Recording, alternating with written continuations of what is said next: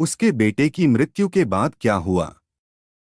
माँ, आपके बेटे ने मनी ऑर्डर भेजा है, डाकिया ने अपने घर के बाहर बैठी बुढ़िया से कहा। उसे देखते ही अम्मा की आंखें चमक उठीं। उन्होंने कहा, बेटा, पहले मैं अपने बेटे से बात कर लूं।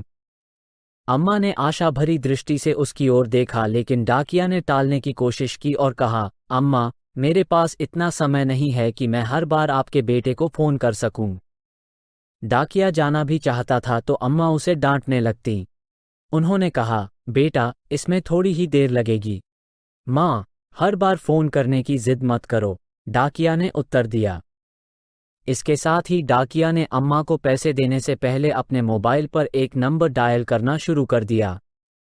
ले लो, लेकिन ज्यादा बात मत करो, डाकिये ने अपना मोबाइल अम्मा को थमाते हुए कहा। अम्मा ने उसके हाथ से मोबाइल ले लिया। 1 मिनट बेटे से मोबाइल पर बात कर अम्मा खुश हो गईं। उसके झुर्रियों वाले चेहरे पर मुस्कान फैल गई। यह 1000 रुपये है, माँ। ये कहते हुए डाकिये ने उसे 100 रुपए के 10 नोट दिए। अम्मा ने पैसे गिनते हुए 100 रुपए का नोट निकाला और डाकिया को देते हुए कहा, बेटा, इसे रख ले। क्यों माँ? डाकिया ने पूछा। अम्मा ने मुस्कुराते हुए कहा, यह मनी ऑर्डर देने के अलावा आप मुझे अपने बेटे से बात करने देते। इसमें पैसा खर्च होता है ना?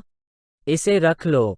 डाकिया ने मना कर दिया, लेकिन अम्मा ने उसे 100 रुपये लेने के लिए मजबूर किया और ढेर सारा आशीर्वाद देकर अंदर चली गई। जैसे ही डाकिया कुछ कदम दूर गया, किसी ने उसके कंधे को थपथपाया। डाकिये ने पीछे मुड़कर देखा तो सामने मोबाइल दुकान का मालिक रामू खड़ा था। भाई, तुम यहाँ क्यों हो? डाकिया ने पूछा। मैं यहाँ किसी से मिलने आया हूँ, लेकिन मुझे आपसे कुछ पूछना है। भाई, हर महीने ऐसा क्यों करते हो? रामू ने डाकिये से कहा। मैंने क्या किया है? डाकिये ने घबराकर पूछा। रामू बोला, हर महीने तुम अम्मा को अपनी जेब से पैसे देते हो।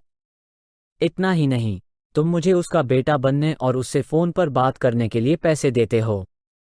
क्यों? रामू का सवाल सुनकर डाकिया थोड़ा झिझका, लेकिन फिर बोला, मैं उसे पैसे नहीं देता। मैं ये पैसे अपनी माँ को दे रहा हूँ। रामू सुनकर हैरान हो गया। डाकिया ने आगे कहा, उसका बेटा पैसे कमाने के लिए दूरदेश में काम करने जाता था और हर महीने अपनी माँ को हजारों रुपए का मनी ऑर्डर भेजता था, लेकिन एक दिन मनी ऑर्डर की जगह उसके बेटे के एक दोस्त का अम्मा का नाम में पत्र आया। रामू ने उत्सुकता से पूछा, कैसा पत्र? क्या लिखा था उस पत्र में? संक्रमण के कारण उनके बेटे की जान चली गई।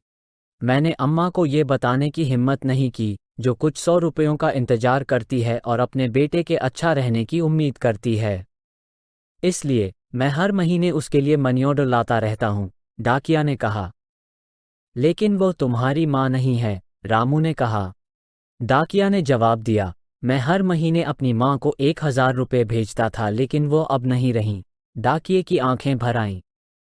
रामू, जो हर महीने उससे पैसे लेता था और अम्मा से उसके बेटे की तरह बात करता था, ये सुनकर अवाक रह गया।